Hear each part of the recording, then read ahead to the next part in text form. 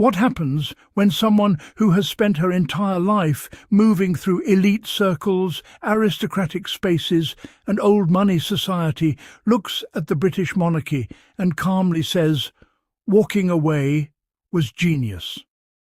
That's exactly the moment the public witnessed when Luann de Lesseps, best known from The Real Housewives of New York City, spoke candidly about Meghan Markle and her departure from royal life. This wasn't a casual comment tossed out for attention. It wasn't vague. It wasn't diplomatic. It was direct. She called Meghan's decision to leave royal life genius. Not complicated, not emotional, not impulsive, genius. And coming from someone who understands aristocracy from the inside, that word carries weight. Luann de Lesseps is not just another television personality offering commentary from a distance. Before reality television, before cabaret tours, she was married into European nobility. She became a countess. She attended private gatherings with royals. She socialized within the kind of rarefied environments where lineage still matters, where tradition is currency, and where titles open doors.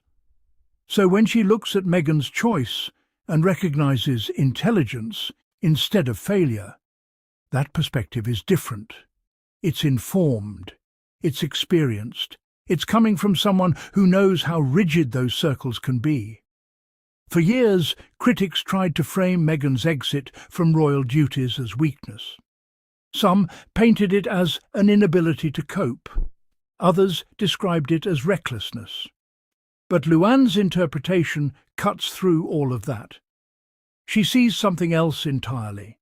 She sees strategy. She sees agency. She sees a woman who entered a powerful institution, assessed it clearly, and decided it was not worth her peace. That shift in framing matters. Instead of asking, why couldn't she handle it? The question becomes, why should she have to? That's a fundamentally different conversation. And it's one that resonates with modern audiences more than the fairy tale narrative ever did. Luann described royal life not as glamorous, but as suffocating. Endless scrutiny, constant surveillance, a life lived under a microscope. Every expression analysed, every word dissected, every misstep amplified. For someone who values independence, who built a career before marriage, who already had her own identity, that environment is not enchanting. It's exhausting. And this is where the conversation becomes bigger than just one person. Because how many individuals, given the choice, would willingly trade autonomy for perpetual observation? How many would accept rigid institutional expectations over personal well-being? Especially when they already have options. Meghan entered the monarchy as an accomplished actress, known for her work on Suits. She had financial independence, she had visibility, she had global recognition. She did not need a title to validate her existence. That independence likely made her decision possible.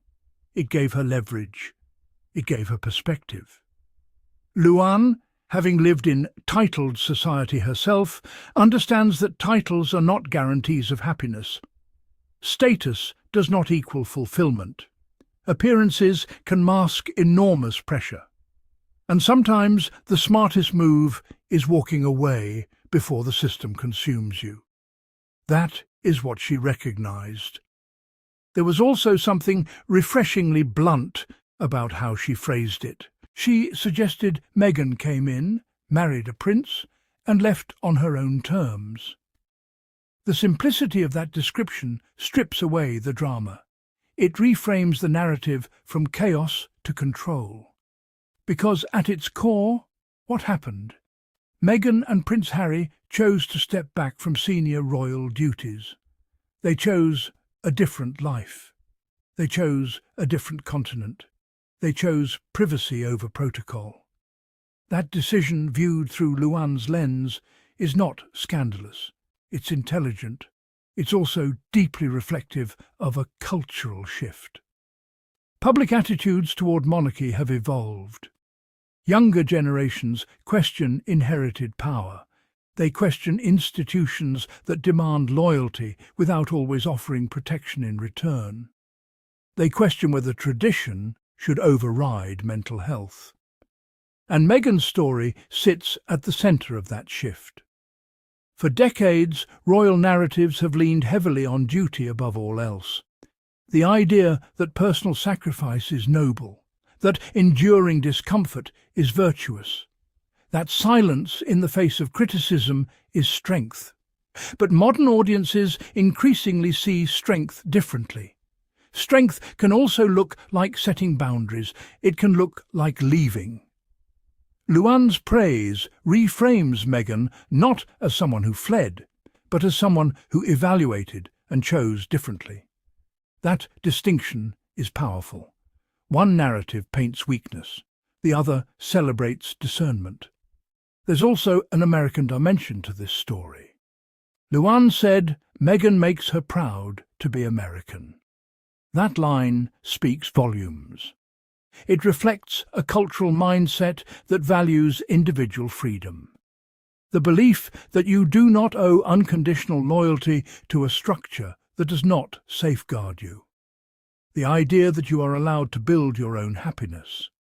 That mindset can clash with monarchy, where duty is paramount and personal expression is often secondary. But it resonates strongly in the United States. It resonates with audiences who prioritize self-determination over hierarchy. Luann's warmth toward Meghan extended beyond commentary about her departure. When asked whether Meghan might ever join her cabaret show, she responded with enthusiasm. She highlighted Meghan's background as an actress. There was no mockery in her tone, no dismissal, only acknowledgement of talent. That's another contrast to certain media narratives that attempt to reduce Meghan to controversy. Instead of questioning her legitimacy, Luann treated her like a capable professional who could thrive in any environment she chooses. Because why wouldn't she? Before royal life, Meghan worked steadily. She advocated for causes, she built relationships, she carved out her own career. That foundation matters. It suggests resilience. It suggests adaptability. It suggests someone who does not rely solely on inherited prestige. And then there's the broader context of aristocratic life itself. Luann has described meeting members of European royal circles, attending formal events, moving within those spaces with familiarity. She understands the etiquette, the hierarchy, the unspoken expectations. So when she says the system can be stifling, that observation carries credibility. It's not coming from someone dazzled by titles.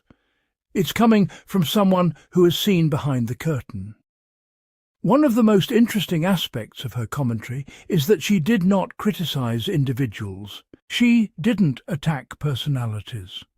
Instead, she subtly acknowledged the pressure of the structure itself. Institutions can be rigid. They can be slow to change. They can struggle to protect those who don't fit traditional molds. Meghan, as an American biracial divorced actress entering one of the oldest monarchies in the world, was always going to represent change, and change can be uncomfortable for institutions rooted in tradition. Luann's sympathy toward other women connected to royal controversies adds another layer. She has spoken about the humiliation that comes when private matters become public spectacle. She understands the emotional toll, the headlines, the judgment, the weight placed disproportionately on women. There is a pattern in how women in high-profile institutions are scrutinized, their behavior analyzed, their motives questioned, their character dissected, often more harshly than their male counterparts. By acknowledging the pain of public scandal, Luann indirectly validates the emotional reality of living under relentless media attention. and that validation contributes to a broader understanding of why someone might choose to leave. Because leaving is not always about rejection. Sometimes it is about preservation. It's about safeguarding mental health, protecting children, reclaiming autonomy. Those are not signs of fragility. They are signs of prioritization. The phrase "walking away" can sound dramatic. But in reality, what did Meghan and Harry do? They relocated. They pursued financial independence. They built partnerships. They raised their children outside the daily glare of British tabloids. They wrote their own script. And perhaps that is what unsettled traditional observers the most. Not the departure itself, but the refusal to conform quietly. Luann's perspective feels significant precisely because it comes from outside the royal commentary bubble. She has nothing to gain from defending or criticising the monarchy. She is not tied to palace sources. She is not part of British media ecosystems. She is simply offering her observation. And her observation is that the move was smart. When individuals from elite backgrounds recognise that freedom can outweigh prestige, it challenges the fairy tale narrative. It suggests that the crown is not automatically the ultimate prize. That personal happiness can be more valuable than proximity to power. And that idea resonates widely. 5 years ago, support for Meghan's departure might have been quieter. Today, more public figures openly acknowledge the complexity of royal life. They question whether endless scrutiny is sustainable. They recognize the courage required to chart a different course. Luann's voice joins that chorus. There is also something empowering about framing Meghan's story as a strategic choice rather than a reactive one. It positions her as proactive, intentional, thoughtful. It removes the implication that events happened to her, and instead suggests she shaped her path. That framing restores agency. Agency is powerful, especially for women whose narratives are often shaped by external commentary. To say she chose rather than she was pushed shifts the entire tone. It transforms a saga into a decision. At its simplest level, the story becomes this. A couple assessed their circumstances and opted for a different future. A mother prioritized her children's environment. A woman prioritized her well-being. Stripped of sensationalism, that is deeply human. Luann's remark that Meghan makes her proud to be American highlights another subtle truth. Cultural values differ. What feels obligatory in one system can feel negotiable in another. The tension between monarchy and American individualism was always going to create friction. But friction does not equal failure. Sometimes it sparks clarity, and clarity leads to action. In many ways, Meghan and Harry's departure signalled a broader conversation about institutional reform, media accountability, and personal boundaries. Whether one agrees with every choice they've made or not, the fact remains. They altered the trajectory of modern royal history. That impact alone suggests significance. Luann recognised that significance. She did not diminish it. She did not trivialize it. She called it genius. Genius implies foresight. It implies intelligence. It implies an understanding of consequences and opportunities. And perhaps that is the most striking part of her commentary. It reframes the narrative away from chaos and toward calculation. Because sometimes the boldest move is not staying inside the palace walls. Sometimes it is walking out the door and building something new. When someone who has navigated aristocratic life herself sees that move and nods in approval, it challenges assumptions. It suggests that even within elite circles, the idea of freedom holds appeal. Titles may open doors, but they can also close others. Tradition may provide structure, but it can also limit growth. And in the end, every individual must decide which matters more. Meghan's choice sparked debate. It continues to. But voices like Luann's add dimension to that debate. They remind audiences that prestige is not synonymous with peace, that walking away can be wisdom. Perhaps the fairy tale was never meant to be permanent. Perhaps it was a chapter. And if that chapter closed because someone chose self-preservation over spectacle, then maybe the story is less about controversy and more about evolution. Because evolution requires courage. It requires recognizing when something no longer aligns with your values. It requires accepting that public opinion will fluctuate. And it requires trusting your judgment enough to act. Luann de Lesseps, with her experience in titled society, understands that alignment matters. She understands that a life that looks perfect on the outside can feel constricting on the inside. Her words did more than defend a choice. They validated it, and in doing so they contributed to a growing narrative that sees Meghan not as someone who failed to adapt, but as someone who chose differently.